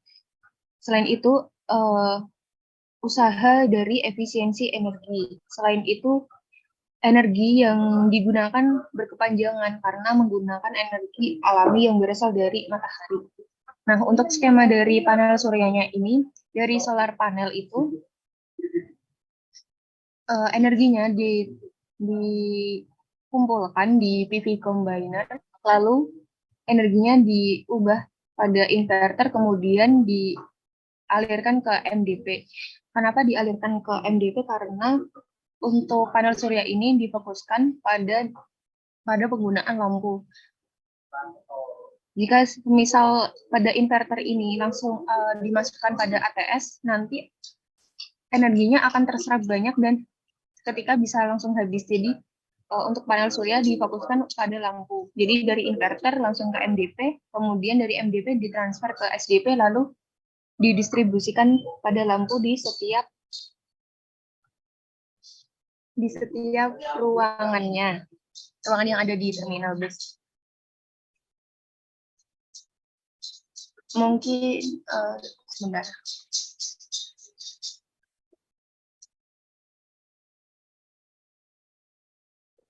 Nah, kemudian panel suryanya itu nanti akan ditempatkan pada atap di atas dari atap peronnya, di atap peron kedatangan. Jadi nanti akan berdekatan dengan bangunan utama. Bangunan utamanya berada di sini untuk lantai 1 dan lantai 2-nya sebesar ini. Jadi nanti pada lantai 2 nanti akan terlihat di daerah sini untuk pemasangan dari panel suryanya. Mungkin itu yang bisa saya sampaikan, Bu Yayun. Maaf masih jauh dari kata layak, dan apabila ada salah kata saya mohon maaf. Wassalamualaikum warahmatullahi wabarakatuh. Waalaikumsalam warahmatullahi wabarakatuh. Terima kasih Mbak Dista. Berikutnya Mbak Fitri, silakan.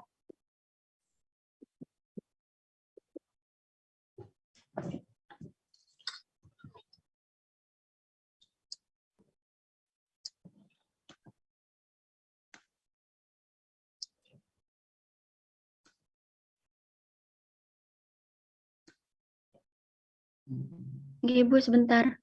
Oke. Setelah itu Mbak Anissa ya.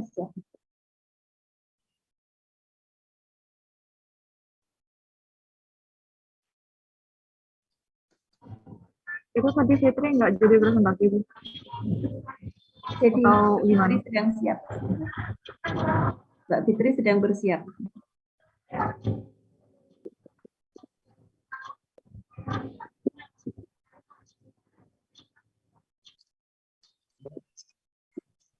Apa udah muncul, Bu? Sedang proses, Mbak. Oh, Oke, sedang muncul. Silakan. Sebelumnya izin presentasi nggak, Bu? Ya. Maaf kalau misalkan ada suara, soalnya lagi ada pembangunan Oh iya. depan. Sebelumnya, Assalamualaikum warahmatullahi wabarakatuh. Waalaikumsalam warahmatullahi wabarakatuh. Saya Fitri Ameliani, izin presentasi tentang arsitektur hijau tropis, redesain terminal terintegrasi Mangkang Semarang. Jadi site yang terpilih ini merupakan terminal Mangkang yang berukuran sekitar kurang lebih 70.000 meter persegi, kemudian terletak di Jalan Mangkang Kulon, Kecamatan Tugu, Kota Semarang, Jawa Tengah. Nah, lokasi ini bisa disebut lokasi yang strategis untuk sebuah terminal tipe A yang didukung dengan bangunan komersial yang ada di sekitarnya seperti itu. Kemudian ada iklim yang ada di Kota Semarang. Ini secara klimatologi, Kota Semarang seperti kondisi umum di Indonesia, mempunyai iklim tropis basah yang dipengaruhi oleh angin monsun barat dan monsun timur. Bulan November hingga Mei, angin bertiup dari arah utara barat laut, menciptakan musim hujan dengan membawa banyak uap air dan hujan. Sifat periode ini adalah curah hujan sering dan berat, kelembaban relatif tinggi dan mendung. Kemudian suhunya, angin paling sering bertiup dari timur selama 3,8 bulan, dari 3 April hingga 28 Juli dengan persentase tertinggi 61% pada tanggal 17 Mei.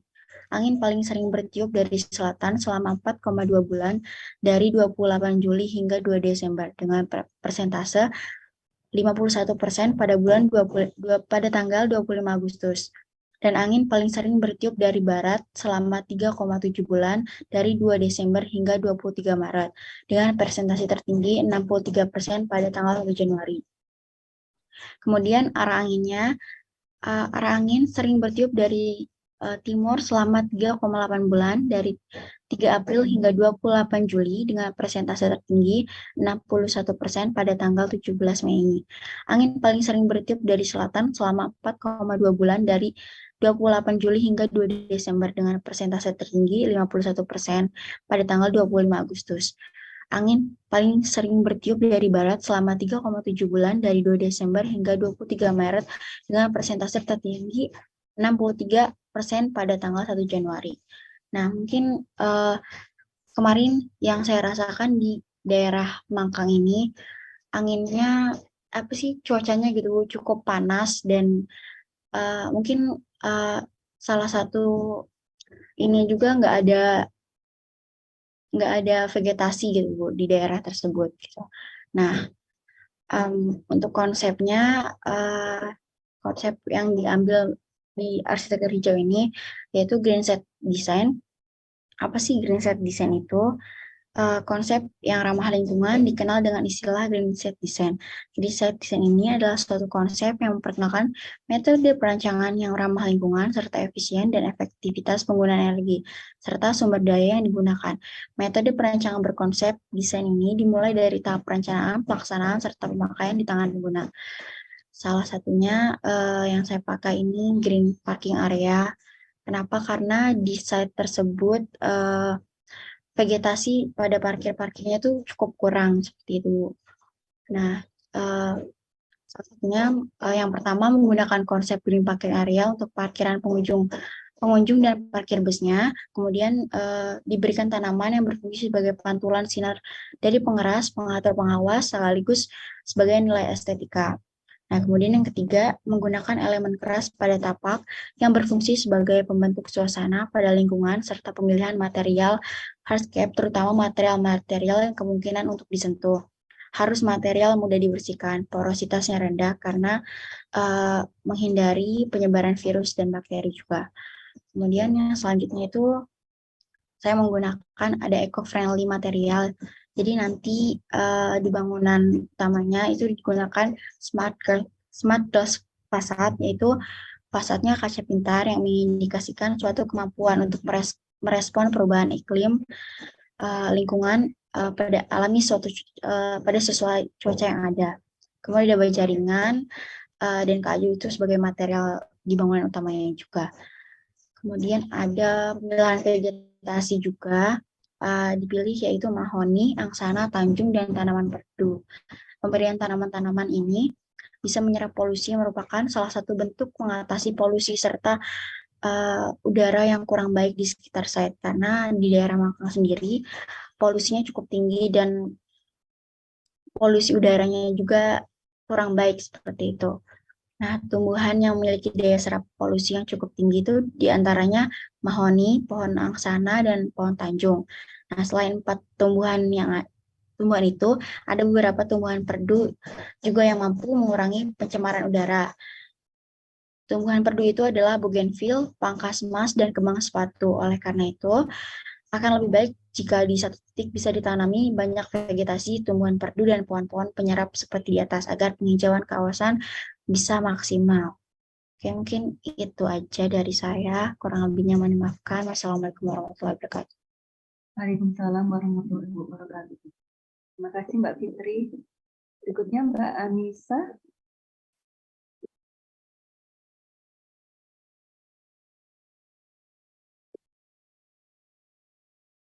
Mbak Anissa masih join ya?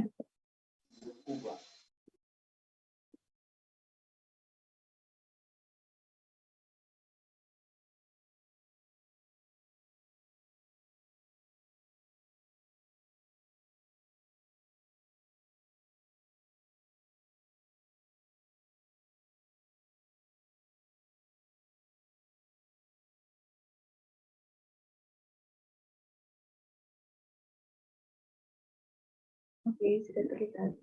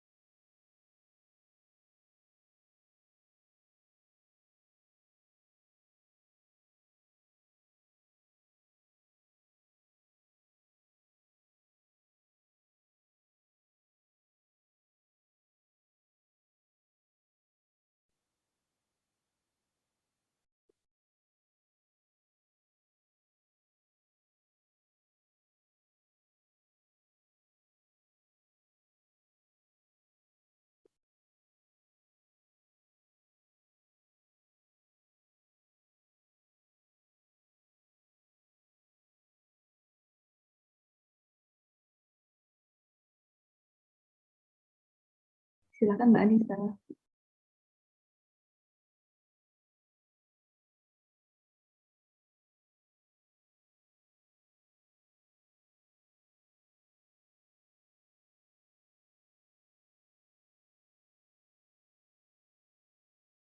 Halo, Ya, aku Iya, tadi Mbak. keluar. Oh, terputus tadi. Oke. Terputus. Itu nanti dipanggil ya? Analisa set kecepatan angin. Angin bertiup dari selatan ke utara dengan kecepatan 2 meter per jam. Data ini diambil Dari menggunakan awal mungkin metode nggak? Tadi masih mute soalnya. Tadi sampai mana, Bu? Dari awal. Tadi masih mute. Oh, dari awal. Ya, dari awal apa tadi? Oh, Oh, ya. ini sudah masuk suaranya, Bu. Sudah masuk suaranya. Oke.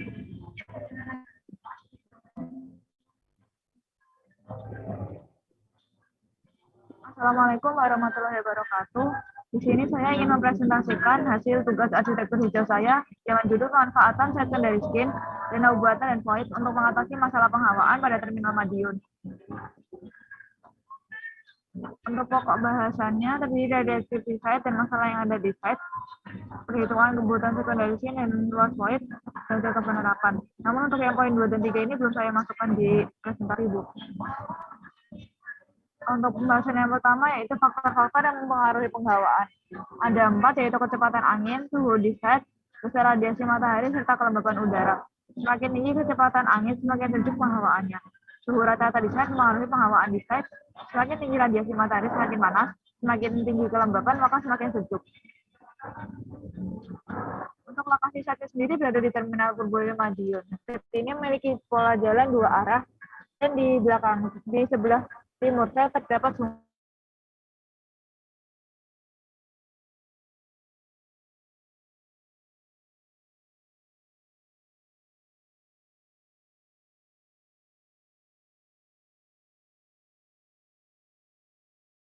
Indra Wibowo. Kecepatan angin untuk mencapai tingkat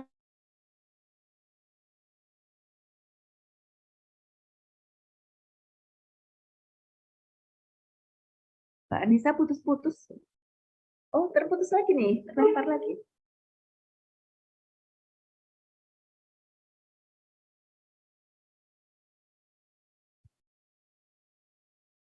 Sinyalnya terganggu ya, Mbak Anissa?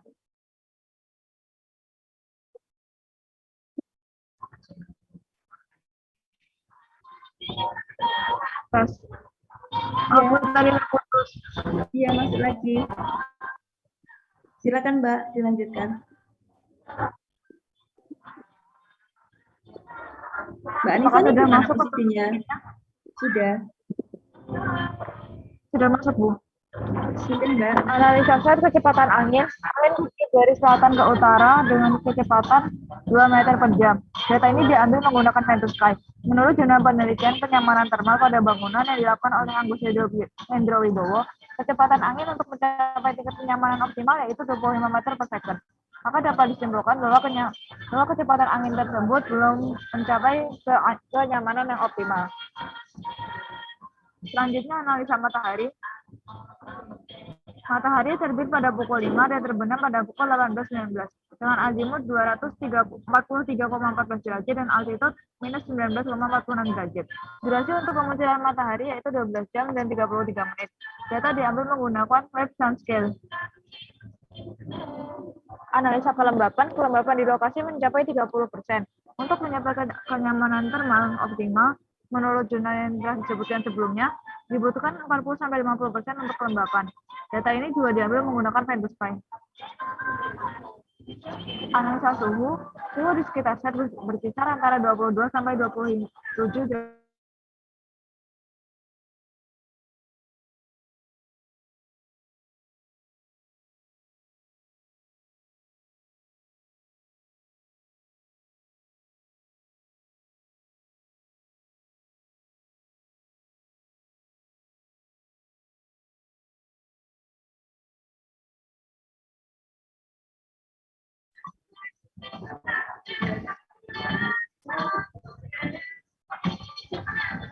Silakan dilanjutkan Mbak. Ya Bu, maaf, yang tadi terputus lagi. Analisa set, analisa suhu.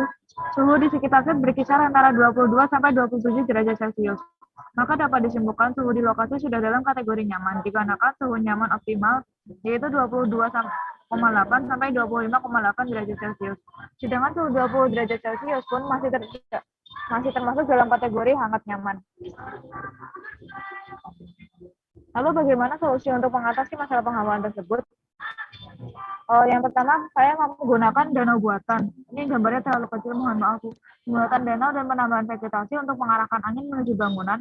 Kemudian bangunan diberi bukaan kecil agar angin dapat masuk, serta void agar angin dapat bersirkulasi ke seluruh ruangan. Ini untuk contoh secondary skin-nya, Bu. Ini belum saya terapkan ke dalam model saya, makanya ini belum saya masukkan gambarnya. Mungkin sekian Bu presentasi dari saya. Terima kasih. Baik, terima kasih Mbak Anissa. Mas Irfan, satu lagi ya Mas Irfan. Baik Bu, izin share screen ya. Iya, silakan.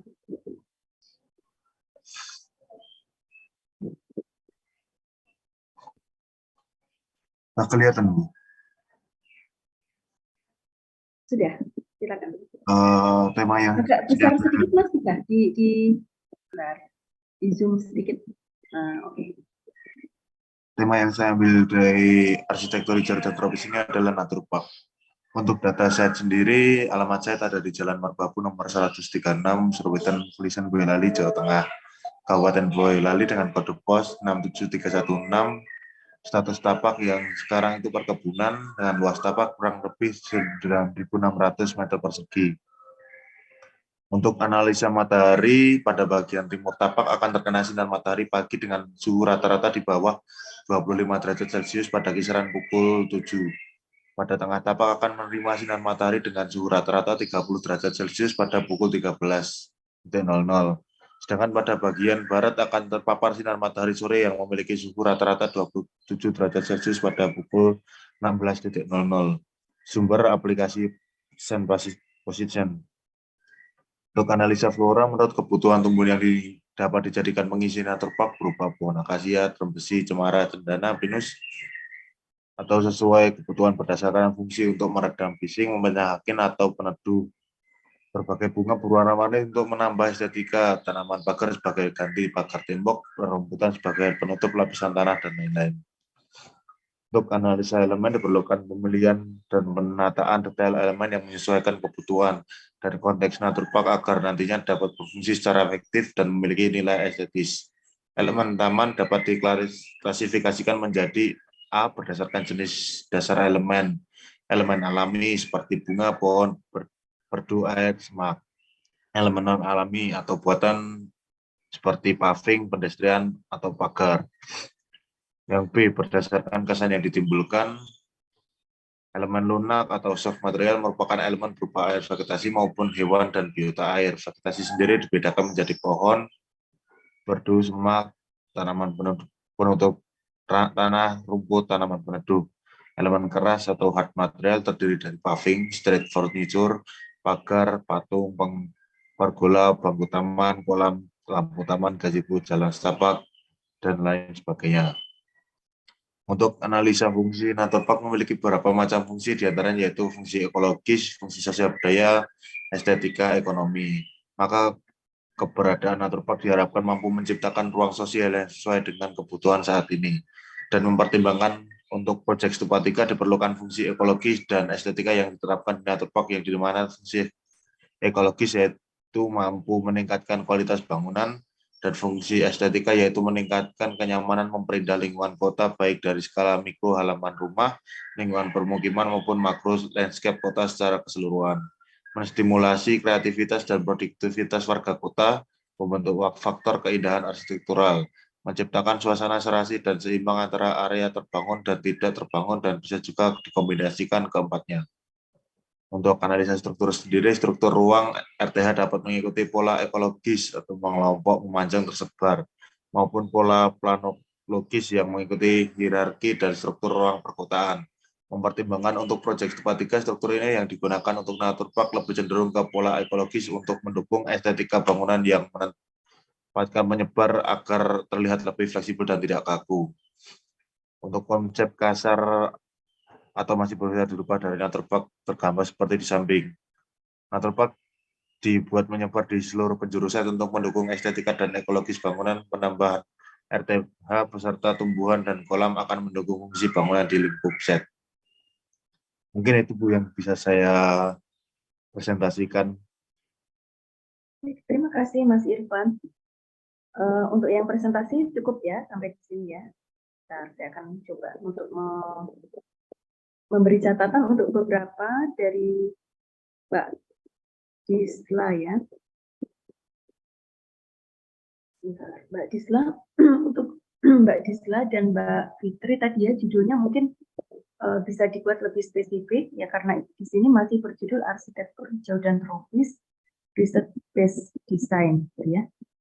Sebaiknya nanti diberi penekanan kalau misalkan ingin mengambil tentang panel surya, maka judulnya panel surya harus muncul pada judul. Mungkin judulnya malah pemanfaatan atau penggunaan panel surya pada desain terminal Tanjung Priok ya. Jadi proyek bangunannya kelihatan sekaligus dengan penekanan. Atau mungkin ditambah dengan research based design, penerapan panel surya pada desain terminal terintegrasi Tanjung Priok. Ya. Kemudian untuk data-data sudah cukup banyak Mbak Disla ya. Hanya mungkin nanti dicek lagi untuk seperti yang sudah saya sampaikan pada soal UAS ya, bahwa di sana harus ada proses yang jelas gitu ya. Jadi kita pakai proses yang glass block, bukan black block, jadi black box, tapi glass box. Itu artinya seluruh proses itu dari kita menentukan ini mengambil panel surya, kemudian lokasinya ada di Tanjung Priok, itu penjelasannya, datanya semuanya harus ada dulu. Perhitungannya ada sampai kita menemukan kenapa letaknya harus di situ gitu ya. Kita kan kalau Mbak Disla sudah muncul nih ada desainnya gitu. Di awal juga sudah jelas ada permasalahan pada Tanjung Priok sehingga akan menetapkan ada pemanfaatan panel surya. Nah, mungkin perlu ditambahkan lagi data-data apa lagi yang kira-kira diperlukan. Kemudian di tengah-tengah proses itu masih ada yang bolong gitu Mbak. Jadi ya, di awal ada judul, ada data, datanya perlu dilengkapi, kemudian prosesnya mau menggunakan apakah perhitungan atau dengan cara yang lain gitu ya. Kemudian di akhir ada desain. Jadi desainnya nanti bisa jadi tidak seperti ini kalau sudah dilakukan perhitungan. Karena perhitungan itu biasanya nanti akan membuat kita menemukan pertimbangan-pertimbangan ketika meletakkan panel surya itu harus ada di mana, jumlahnya berapa, gitu ya. Jadi silakan nanti dievaluasi lagi ya. Jadi mungkin kalau misalkan nanti pada desain itu tidak sama dengan stupannya nggak apa-apa. Tapi yang penting desainnya itu nanti sesuai dengan hasil perhitungan yang dilakukan di sini, gitu ya. Yang diperlukan berarti masih ada misalkan ruang apa saja atau lampu mana saja yang nanti akan diganti atau dibuat dengan alternatif pencahayaan dengan menggunakan panel surya. Itu silakan nanti ditetapkan dulu karena itu yang menentukan nanti Mbak Disla sendiri ya. Gitu, terima kasih.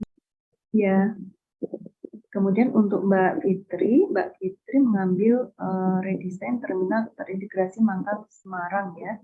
Ini juga sama, nanti judulnya jangan arsitektur geotropis, tapi bisa redesign terminal. Boleh disebutkan ada mata kuliahnya arsitektur geotropis, tapi judul proyeknya adalah redesign terminal terintegrasi Mangkang Semarang dengan penekanan pada tadi green site ya.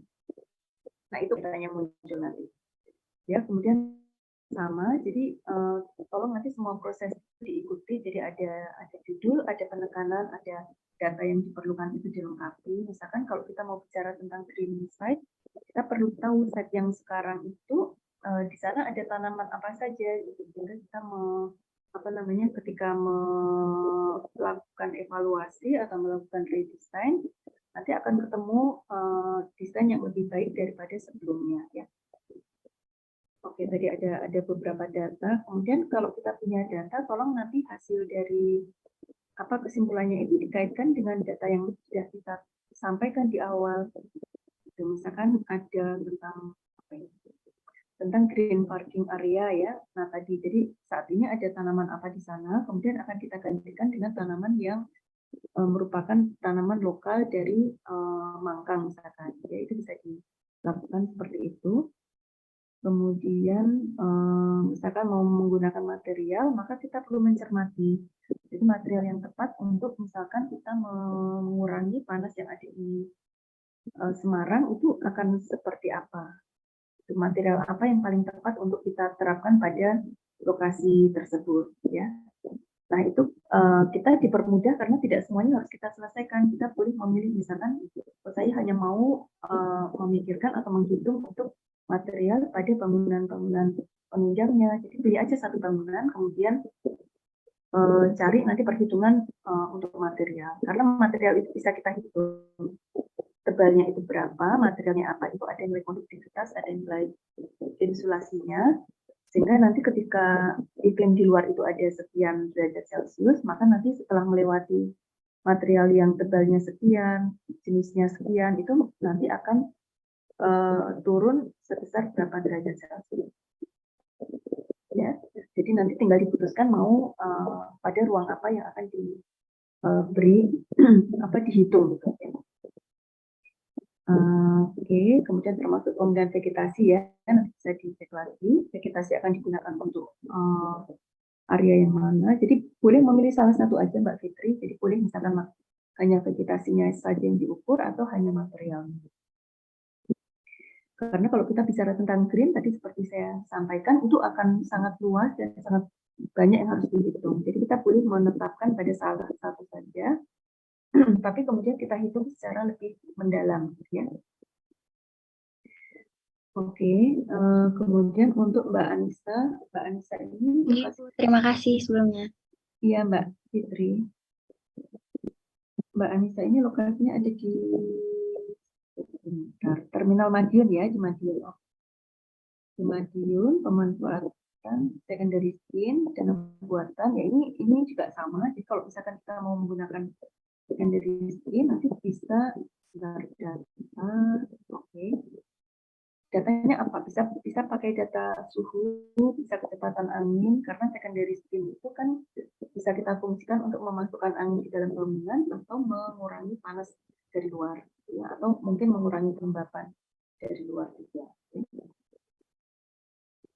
Oke, datanya oke, data sudah ada ya, tapi perlu dicek lagi dengan kondisi yang ada di Terminal Madiun.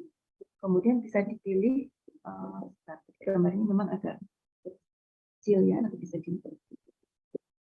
Oke, termasuk ada danau ya. Kalau misalkan memang danau itu mau dimanfaatkan sebagai pengatur atau kontrol iklim site, maka itu silakan nanti dicek juga.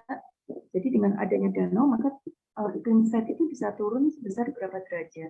Nanti bisa dihitung dulu. Kemudian Mbak Anissa mungkin ingin mengambil secondary skin pada bangunan yang mana, itu pilih salah satu aja nggak apa-apa. Ya.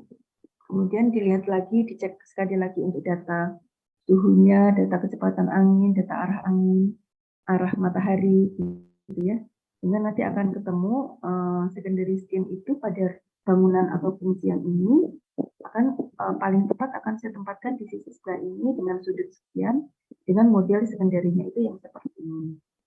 Itu ya Mbak Anissa. Nanti diisi aja yang prosedur atau step-step yang masih kosong atau masih belum selesai, itu nanti diisi lagi sehingga nanti akan jadi satu cerita proses riset atau studi kecil atau riset kecil ini yang komplit gitu ya. Kita pakai skalanya itu kecil tapi seluruh tahap proses itu diikuti dengan benar. Ya, oke. Kemudian yang terakhir untuk Mas Irfan Mahfud, bangunannya adalah pusat UMKM teknologi dan jasa ya. Arsitektur hijau dan tropis, judulnya Naturpark. Jadi Naturpark itu nanti coba mungkin perlu dideskripsikan lebih lanjut Naturpark yang dimaksud itu seperti apa. Ini memang mendukung untuk pusat UMKM teknologi dan jasa di Boyolali. Datanya perlu ditambah Mas Irfan ya. Jadi ada data-data kalau misalkan kita mau pakai data flora atau tanaman yang ada di Boyolali, perlu dicek dulu data existing yang ada di sana itu seperti apa. Kemudian termasuk untuk suhu itu juga perlu karena tanaman itu juga berfungsi untuk menurunkan suhu iklim site. Oke, datanya bisa ditambah dulu, kemudian nanti analisa juga dilakukan sampai kita nanti ketemu untuk elemen apa saja yang kita perlukan untuk menciptakan lingkungan itu yang kondusif, kemudian yang suhunya itu bisa diterima dengan nyaman oleh pengguna, ya baik dia beraktivitas di luar maupun beraktivitas di dalam. Ya, kalau kita mau membuat taman itu biasanya kita akan mengelola untuk kenyamanan yang ada di luar. Tapi mungkin ada satu bangunan utama atau ruang gitu ya yang dia juga merasakan manfaat dari pengolahan site yang sudah kita lakukan.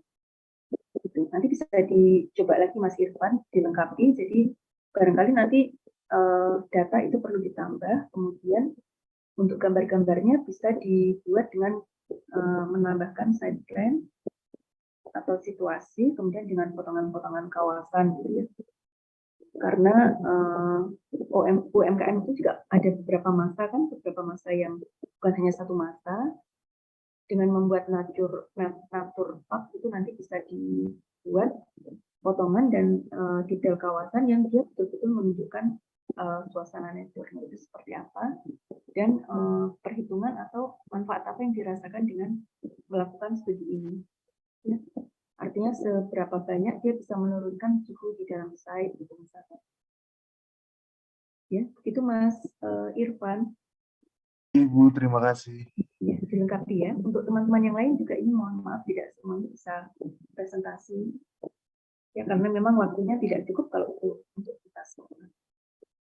Baik, mudah-mudahan bermanfaat ya. Yang belum sempat presentasi tidak apa-apa, nanti bisa belajar dari apa yang sudah catatan-catatan yang sudah diberikan oleh teman-teman lain. Ya. Insya Allah nanti draft soal akan langsung saya kirim ya, supaya kalian bisa persiapkan, dan barangkali masih ada pertanyaan-pertanyaan nanti boleh disampaikan melalui grup ya, chat atau grup Japri atau grup. Oke. Baik, kalau tidak ada pertanyaan lagi, kita akhiri sampai di sini ya, sudah masuk waktu tidur ya. Selamat mempersiapkan ujian ya, dengan sebaik-baiknya, mudah-mudahan akan memberikan hasil yang maksimal untuk semua. Kemudian untuk arsitektur geografis nanti juga tidak ada semester pendek ya, tidak ada remedi, jadi tolong semuanya betul-betul dipersiapkan dan mengumpulkan untuk tugas. Jadi tidak ada ujian susulan atau remedi atau semester pendek. Jadi tolong juga disampaikan untuk teman-teman yang lain yang mungkin prosesnya agak tersendat-sendat, tidak apa-apa, tapi usahakan untuk bisa mengumpulkan produk puasnya, gitu ya, daripada nanti nilainya kosong, karena mungkin kalau memang kalau tidak mengumpulkan kan pasti E ya, pasti atau pasti kosong. Tapi kalau mungkin prosesnya masih tersendat-sendat, mungkin ada nilainya lah paling tidak. Baik, terima kasih sekali lagi. Mohon maaf jika ada kekurangan. Kita tutup dengan bersama-sama membaca hamdalah. Alhamdulillahirabbil alamin. Wabillahi taufiq wal hidayah. Wassalamualaikum warahmatullahi wabarakatuh. Saya mohon pamit. Terima kasih, Bu. Ya, sama-sama Mbak Fitri.